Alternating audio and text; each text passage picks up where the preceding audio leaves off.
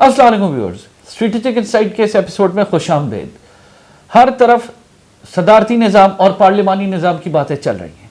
क्या सदारती निज़ाम अच्छा है या पार्लिमानी निज़ाम चल रहा है वो अच्छा है? हमारे मुल्क में इस वक्त पार्लिमानी निज़ाम चल रहा है। ये बहस हर जगह गर्म है, सोशल मीडिया हो, टीवी चैनल्स हो, हर जगह आपस में लोग ड्राइंग रूम में बैठ के बात कर रहे हो, इस बात के बारे में बात हो रही है। हमने डॉक्टर हसन बुखारी को बुलाया और पूछा है कि कौन सा निज़ाम अच्छा है, किसके क्या फ़ायदे हैं, क्या नुकसान है। जी अस्सलाम वालेकुम डॉक्टर साहब। वालेकुम अस्सलाम। डॉक्टर साहब, सवाल सिंपल, क्या सदारती निज़ाम इस मुल्क के लिए बेहतर है या पार्लिमानी? क्या कहते हैं? अब इसको दो में क्यों कैद करते हैं?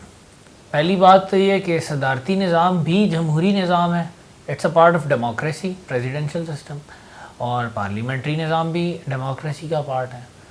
चमन और भी आशियाँ और भी हैं, तो मैं थोड़ी सी डिटेल्ड एक्सपोजिशन दूंगा, please bear with me.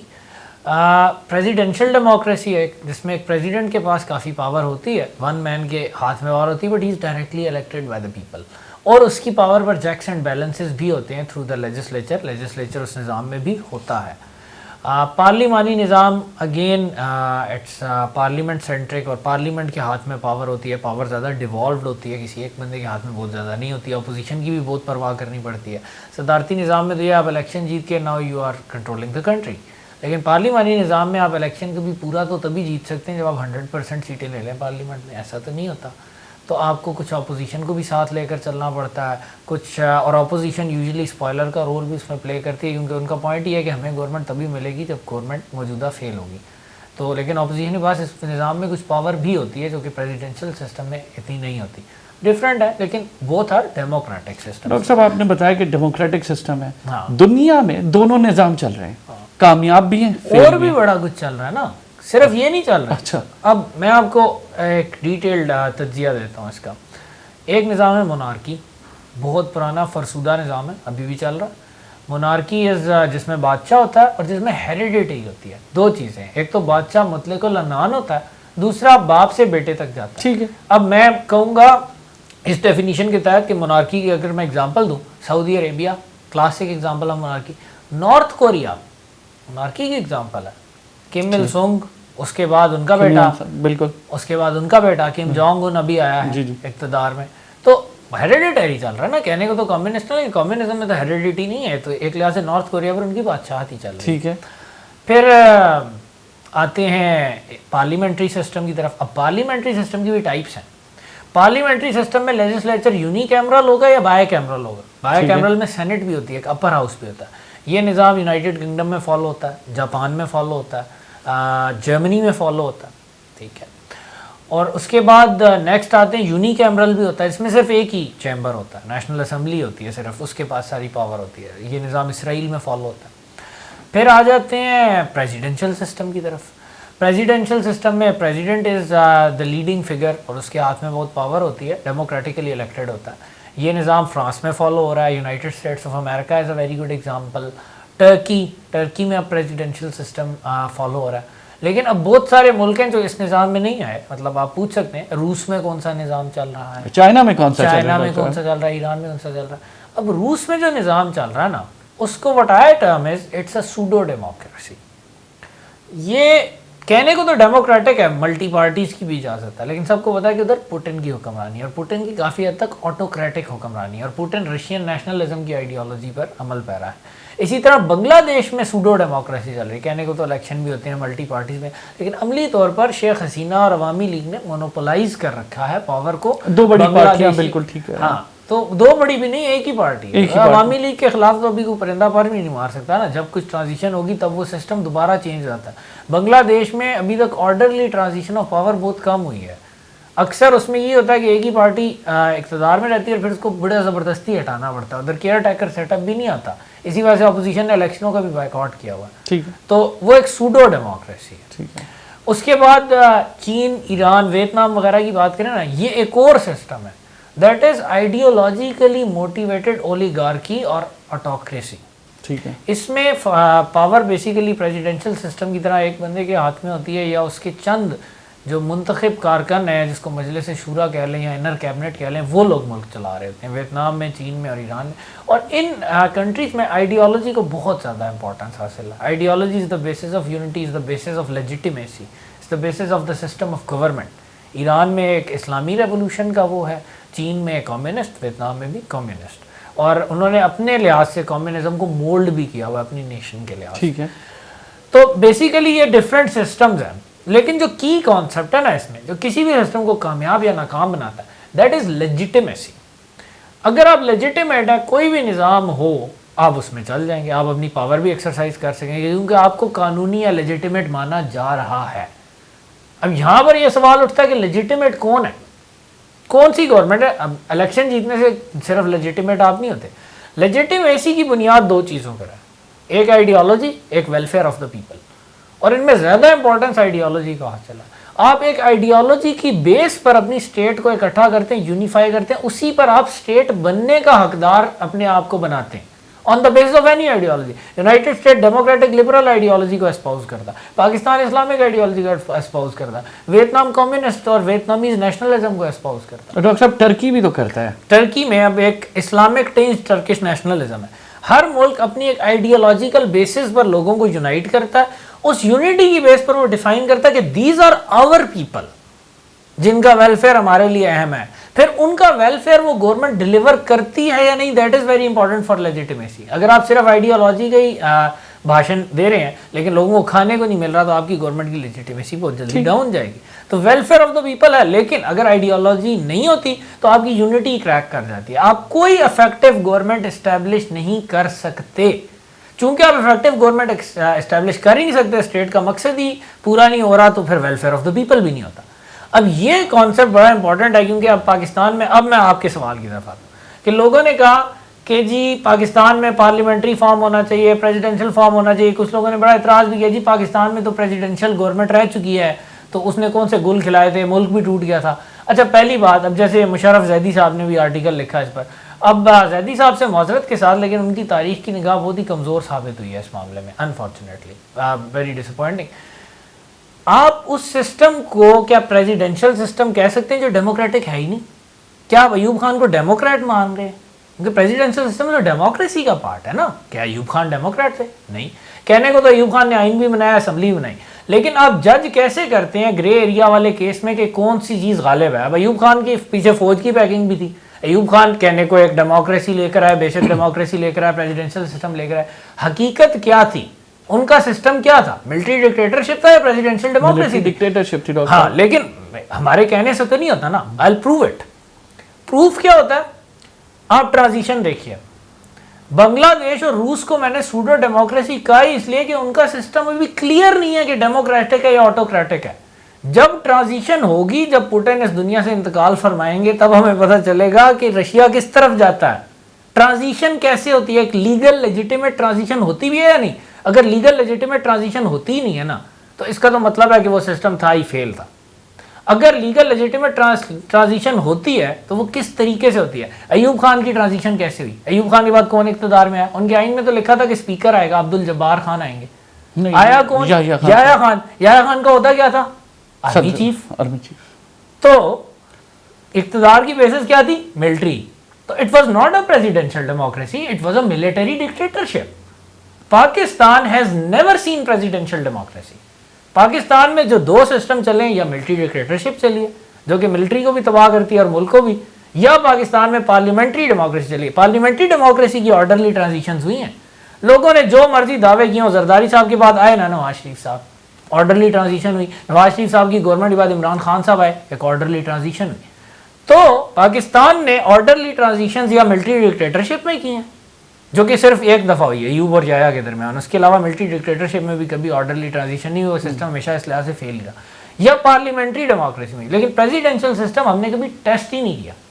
We have never known a presidential system in this country. This is a new thing for us, if it ever happens. Doctor صاحب سوال میرا یہ, جو آپ بتا رہے ہیں کہ پاکستان میں کبھی ٹرائی نہیں ہوا, لیکن خطے میں یا دنیا میں تو لوگوں نے ٹرائی کی ہے یہ سسٹم. میرا سوال آپ سے یہ ہے کہ پاکستان میں اس پہ بحث ہو رہی ہے, لوگ اس پہ یہ کہہ رہے ہیں کہ اسے ٹرائی کرنا چاہیے. جمہوریت میں جب بھی کوئی پارٹی ہارتی ہے وہ دوسری پارٹی پہ الزام لگا دیتی ہے. ہم نے دیکھا کہ وہ اس کے اندر چلتا رہتا ہے. اگر یہ فارم آف گورنمنٹ آئے تو کیا ملک کے لیے فائدہ, لوگوں کے لیے فائدہ ہوگا؟ ہر قوم کا ایک جینیس ہوتا ہے, ہر قوم کی ایک ہسٹری ہوتی ہے, جو کہ ہر قوم کی ایک فلاسفی ہوتی ہے, ہر قوم کی ایک آئیڈیالوجی ہوتی ہے. اسی بنا پر وہ قوم کہلاتی ہے. تو اس قوم کو کون سا سسٹم سوٹ کرتا ہے، that's a very important question, اور وہ قوم خود ڈیسائیڈ کرتی ہے۔ ابھی ہم پہلے تو یہ دیکھتے ہیں نا کہ سسٹم کا کیا فائدہ ہے۔ پریزیڈینشل سسٹم اور پارلیمنٹری کا اگر آپ نے کمپیریزن کرنا ہے نا تو ایک چیز واضح نظر آتی ہے، پارلیمنٹری میں پاور ڈیزالوڈ ہے، پریزیڈینشل میں سینٹرلائزڈ ہے۔ اس کا نتیجہ یہ نکلتا ہے کہ پریزیڈینشل سسٹم میں فیصلے جلدی ہوتے ہیں، you can take advantage of opportunities quickly. آپ اپنے کیبنٹ منسٹرز بھی لا سکتے ہیں، ان کو فائر بھی کر سکتے ہیں اگر آپ ان کی پرفارمنس سے مطمئن نہیں ہیں، آپ کو اپوزیشن کی اتنی پرواہ کی بھی ضرورت نہیں ہے، آپ اپنی ٹرم پوری کریں گے، you can move fast, decision making is easier. تو کرائسس میں پریزیڈینشل سسٹم یوزلی بہتر پرفارم کرتا ہے اگر وہ پریزیڈینشل سسٹم اچھے ہاتھوں میں ہو۔ جیسے کہ ورلڈ وار 2 کی مثال لیتے ہیں، ایک بڑا مشہور واقعہ ہے کہ جرمنی کے خلاف اتحاد بنانے کی کوشش کر رہے تھے فرانس اور انگلینڈ، اور ساتھ رشیا جرمنی کے خلاف، ہٹلر کے خلاف۔ تو رشیا میں اس وقت آپ یہی کہہ سکتے ہیں کہ ایک اسٹالینسٹ کمیونسٹ آئیڈیالوجیکل آٹوکریسی تھی اسٹالن کی، جیسے ابھی چین میں۔ تو وہ پریزیڈینشل سسٹم کے قریب ہے ماڈل، پریزیڈینشل ڈیموکریسی وہ نہیں ہے لیکن پریزیڈینشل وہ ہے، ڈیموکریسی نہیں۔ تو اس میں they were very clear headed. تو ان کا جو وزیر دفاع ہے نا Kliment Voroshilov, he was very clear, اس نے کہا 100 ڈویژن ریڈی ہیں جرمنی کے خلاف ایکشن کے لیے، آپ بتائیں آپ نے کیا فیصلہ کیا۔ فرانس اور انگلینڈ اس وقت دونوں پارلیمنٹری ڈیموکریسی تھے، فرانس میں پارلیمنٹری ڈیموکریسی اتنی فیل ہوئی کہ اب وہ پریزیڈینشل پر آ گئے۔ ان کی اتنے آپس میں جھگڑے تھے کہ ٹوٹل 4 ڈویژن موبلائز کر سکے تھے، and Voroshilov was like is this a joke? آپ ملٹری الائنس کی باتیں کر رہے ہیں جرمنی کے خلاف، that is the major power in central Europe, اور آپ یہ جوک لے کر ہیں، آپ سے فیصلہ ہی نہیں ہوتا کوئی۔ اور فرانس میں یہ ہوا کہ ہر 2 مہینے بعد گورنمنٹ ٹوٹتی رہی، گورنمنٹ کی کوئی پالیسی نہیں بن سکی، تو جب جرمنی نے حملہ کیا تو فرانس فیل۔ ڈاکٹر صاحب تو لیکن یو کے ڈیڈ ویل۔ آپ سے ایک سوال ہے، اس پہ بنتا ہے کیونکہ یہ ہمارا ڈسکشن والا پروگرام ہے، سوال میں زیادہ کروں گا۔ پارلیمانی نظام تو پھر کمزور ہوا؟ نہیں، پارلیمانی نظام کے اپنے فائدے ہیں نا، یو کے کولیپس نہیں ہوا، فرانس ہوا، ٹھیک ہے۔ پارلیمانی نظام فائدہ تب دیتا ہے جب یا تو آپ کی قوم بہت زیادہ اس پارلیمانی نظام کے اندر انویسٹڈ ہو، اور آپ کی اپوزیشن بھی ملک سے اتنی ہی لائلٹی کا مظاہرہ کرے جتنی گورنمنٹ۔ فرانس کے اندر مسئلہ یہ تھا کہ اپوزیشن کا پوائنٹ تھا گورنمنٹ میں آنا ہے، گورنمنٹ کو ڈاؤن کرنا چاہے ملک کا بیڑا غرق بھی ہو جائے۔ یہ کام آپ کو پاکستان میں بھی نظر جی، یو کے میں یہ کبھی نہیں تھا، کیونکہ U K almost the inventor of modern parliamentary system. ان کو یہ نارمز پتہ ہیں کہ ہر کرائسس میں اپوزیشن اور اس کو ایک ہو جانا چاہیے، اور انہوں نے بہت جلدی ایک یونین کیبنٹ بھی بنا لی۔ تو پارلیمنٹری نظام کی وہ جو ہچ تھی نا وہ انہوں نے کراس کر دی۔ اور اس ساری ڈسکشن کے اینڈ پہ میرا پوائنٹ بھی یہ ہوگا کہ سسٹم آپ جو مرضی بنا لیں، اگر وہ اچھے لوگوں کے ہاتھ میں اور لوگ اس کے ساتھ سیٹ ہے نا، کوئی بھی سسٹم چل جاتا ہے۔ Having said that, Hare system کے کچھ انہیرنٹ پٹ فالز بھی ہوتے ہیں۔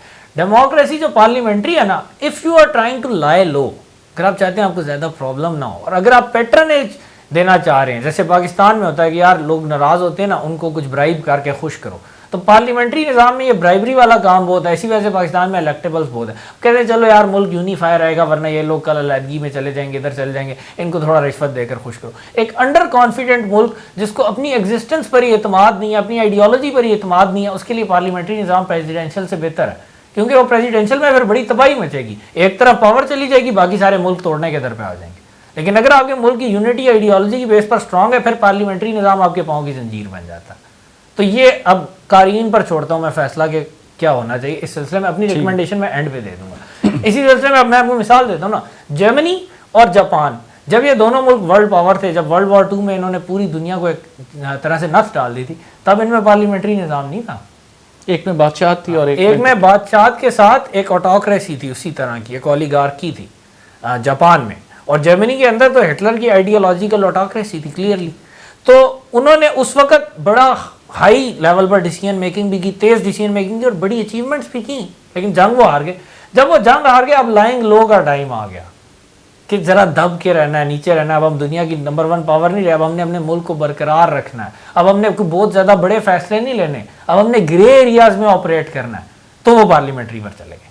جب ملک اپنی ایگزسٹنس کے لحاظ سے بھی خوف میں مبتلا ہو جائے نا، تو پھر پارلیمنٹری نظام ایک اچھا شیل ہے جس میں آپ ریٹریٹ کر سکتے ہیں۔ But when you have to expand, when you have to be proactive, then presidential is better, اور اس سے بھی بہتر پھر نظام ہے آئیڈیالوجیکل آٹوکریسی، اور یہی وہ نظام ہے جو اقبال نے پاکستان کے لیے ریکمینڈ کیا تھا۔ Quaid Azam was also presidential کے حامی تھے، یہ بات کتابوں میں بھی موجود ہے۔ Quaid Azam personally was behind the presidential system, parliamentary کے حامی نہیں تھے۔ ان کا خیال تھا کہ پاکستان کی صدارت میں بھی بات کی تھی کہ میں نہیں، قائد اعظم کا پوائنٹ یہ تھا کہ نئے ملک کو یونٹی چاہیے، یونیفائنگ فورس چاہیے، اور پریزیڈینشل سسٹم یونیفائنگ فورس زیادہ اچھی جنریٹ کر سکتا ہے۔ پارلیمنٹری سسٹم کہتا ہے یونٹی کی خیر ہے، سارے بیشک ڈسپریٹ ہی رہیں, اپنی اپنی جگہ خوش رہیں. پریزیڈینشیل ایمبیشیس ہے, وہ کوشش کرتا ہے نہیں یونٹی میں لے کر آنا ہے, جلدی آگے بڑھنا ہے. قائد اعظم وانٹڈ دیٹ, لیکن آئین بننے سے پہلے ان کا بہت جلدی انتقال ہو گیا. پھر Bhutto sahab also was in favour of presidential system. Even Imran Khan, Nawaz Sharif بھی پرسنلی پریزیڈینشیل کے حامی ہیں. تو یہ چیز ایک نظر آتی ہے کہ پاکستان میں خاص طور پہ جو پاپولر لیڈر زیادہ رہے ہیں نا, وہ خود بھی اس چیز کے حامی رہی ہیں کہ یار ہم اپنے انڈر ملک کو یونائٹ کریں. تو جب ان کا یہ ایمبیشن پیدا ہوتا ہے نا, then they go towards the presidential system, کیونکہ this system supports it well. اور اقبال نے بھی یہ بات کی, اور اقبال جمہوریت کے حق میں بھی نہیں تھے, وہ آئیڈیالوجیکل آٹوکریسی حق میں تھے. Ideological autocracy is not democracy.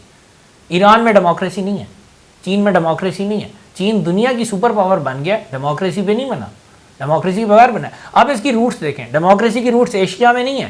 Democracy عوام کی حکومت کا سسٹم ہے نا, یہ ٹرائبلزم سے نکلا ہوا سسٹم ہے. یورپ ٹرائبلزم کا مارا ہوا کانٹیننٹ تھا ہمیشہ سے, ایشیا نہیں تھا. اس لیے ایشیا میں یہ والا جو ڈیموکریٹک سسٹم ہے یہ کبھی بھی اس طرح نہیں ہوا. یہ یورپینز نے امپلانٹ تو کہیں کچھ کیا ہے, لیکن اوور آل اگر آپ دیکھیں ابھی مودی خود جو ہے وہ انڈیا کو ایک ideological autocracy, Hindutva fuelled ideological autocracy کی طرف لے جانے کی کوشش میں پورے ملک میں ڈاکٹر صاحب ہنگامے برپائے چین لے گیا اپنے ملک کو بہت پہلے, بہت سکسیسفلی, انڈیا سے سکسیسفلی مینج نہیں ہو رہا. اللہ کرے نہ ہی ہو, جس دن یہ ہو گیا we will be in mortal danger. لیکن ابھی تو خیر ان کو بہت ان سے نہیں ہو رہا, they are proving incompetent at that. اگر آپ انکمپیٹنٹ ہو پھر بہتر ہے پارلیمنٹری میں رہیں. اب اقبال نے کیا کہا جمہوریت کے بارے میں, اقبال نے بڑی باتیں کی ہوئی ہیں. پھر he was always in favour of کہ یار جو اچھے لوگ ہیں ان کو ملے. جیسے کہ پیام مشرق میں فارسی کا شعر ہے, گریز از طرز جمہوری غلام پختہ کار شو کہ از مغزے 200 خر فکر انسانی نمی آید.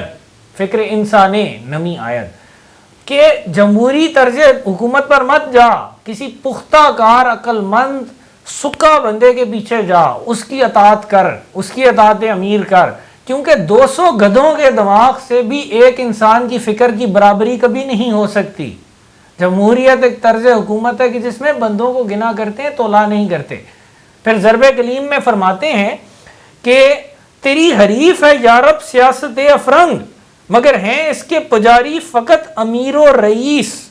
بنایا ایک ہی ابلیس آگ سے تو نے, بنائے خاک سے اس نے 200,000 ابلیس. کہ یہ سسٹم تو 2 لاکھ ابلیس جنریٹ کرتا ہے. یا امیر و رئیس جو ہیں وہ اس ڈیموکریٹک سسٹم کے جو ہیں وہ ادھر, کیونکہ انہوں نے ایلیٹ کیپچر کرنا ہوتا ہے نا. اور آپ ابھی بھی پاکستان میں دیکھ لیں, وہ ایک کتاب ہے سیاست کی فرعون, وہ پڑھ لیں اور پاکستان کی پارلیمنٹ دیکھ لیں تو آپ کو پتہ چل جائے گا کہ کون سے امیر و رئیس اور کون سے ابلیس اس ملک پر ابھی بھی بیٹھے ہوئے ہیں. مسئلہ یہ ہے کہ وہ پریزیڈنشل سسٹم میں بھی بیٹھے رہیں گے.